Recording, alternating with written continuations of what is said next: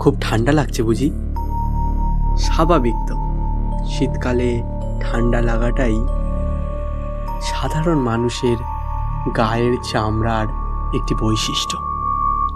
কিন্তু জানেন কি, ওদেরও ঠান্ডা লাগে।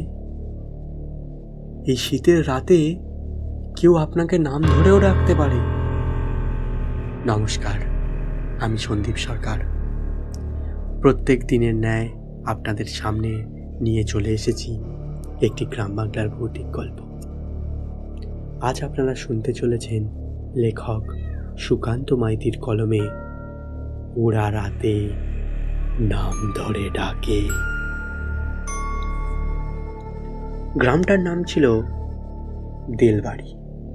মানচিত্রে নামটা থাকলেও আশেপাশের মানুষজন এই গ্রামের নাম মুখে নিতে চাইতো না, কারণ একটা কথা সবাই জানত, দেওয়াল বাড়িতে রাত হলে কেউ কারোর নাম ধরে ডাকে না। সাড়া দিতে নেই যে সাড়া দিতে নেই। আমি তখন কলেজে পড়ি।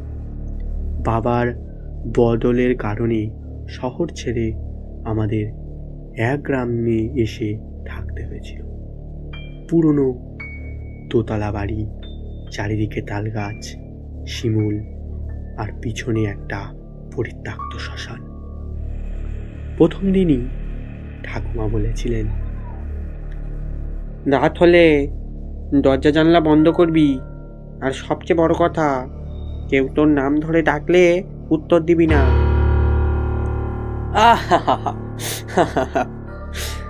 আমি রসিকতার ছলে একটু হেসে উড়িয়ে দিলাম। গ্রামে আসার তৃতীয় রাত। ঘড়িতে তখন রাত 1:47। হঠাৎ, সন্দীপ, সন্দীপ। আমি চমকে উঠলাম। স্পষ্ট আমার নাম। জানলার দিকে তাকিয়ে শব্দটা আসছে আবার, সন্দীপ, সন্দীপ, দরজাটা খুলে দে। গলার স্বরটা ছিল আমার মায়ের মতো, কিন্তু মা তো পাশের ঘরে ঘুমাচ্ছে। আমার শরীর হিম হয়ে গেল। ঠাকুমার কথা মনে পড়ল। আমি চুপ করে রইলাম। পরের দিন গ্রামের দোকানে গিয়ে শুনলাম ভয়ঙ্কর গল্প। গত 10 বছরে 70 জন মানুষ নিখোঁজ। সবাই নিজের নাম শুনে বাইরে গিয়েছিল। একজন বৃদ্ধ বলল, ওরা আগে গলা নকল করে, তারপর নাম ধরে ডাকে।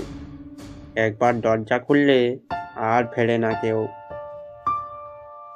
আমি হাসার চেষ্টা করলাম, কিন্তু বুকের ভিতরে অদ্ভুত একটা চাপ। পঞ্চম রাত আগত। এই পঞ্চম রাত, সেই একই সময়। সন্দীপ, সন্দীপ, সন্দীপ, সন্দীপ। আবার গলাটা ছিল আমার ছোটবেলার 2 বন্ধুর মতো। আমি জানলার ফাঁক দিয়ে তাকালাম। বাইরে দাঁড়িয়েছিল একটা মানুষ, কিন্তু মুখ নেই। মুখের জায়গায় শুধু কালো একটা গর্ত। সে আবার বলল, একটু একটু বেরো, শুধু একটুখানি বেরো। আমার গলা দিয়ে শব্দ বেরোলো না। পরের দিন সকালে খবর এলো, আমার পাশের বাড়ির ছেলেটা রাহুল, সে নিখোঁজ। শেষবার তাকে দেখা গেছে রাতে দরজা খুলতে। তার ঘরের দরজায় নখ দিয়ে আঁচড়ের দাগ, আর মাটিতে লেখা, ও শুনছিল। সপ্তম রাতে আমি আর সাহস করতে পারলাম না। নাম ডাকা শুরু হলো, সন্দীপ। এবার গলাটা ছিল আমার নিজের মতো। আমি আয়নার দিকে তাকালাম। আয়নায় আমি নেই, আমার পিছনে দাঁড়িয়ে আছে একটি নিজে ফাঁকা চোখ, ডাকা বাঘ। সে ফিস ফিস করে বলল, এবার তুই আমাদের ডাকবি, এবার তুই আমাদের ডাকবি। পরের দিন সকালে গ্রামের ছেলেরা বলল, আরেকটা নাম কেটে গেল তালিকা থেকে। আমার ঘর খোলা, আমার দরজার ভিতরে রক্ত দিয়ে লেখা, রাতে কেউ নাম ধরে ডাকলে সেটা আমি। এই গল্প পড়ার পর যদি একটা নির্জন অবস্থা বিরাজ করল, চারিদিকটা কেমন স্তব্ধতা, মানুষজনের আগত খুবই নিস্তব্ধ।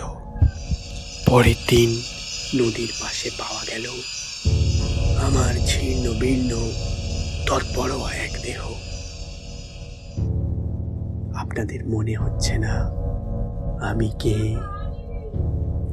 যদি আপনাদেরকে কেউ রাতে ডাকে, তখন একবারেই স্যান্ডি সাসপেন্ডকে নিজের মনে চিন্তা করবেন, বুঝতে পারবেন এ নাম ধরে ডাকা আর কেউ নয়, তোমার কাল।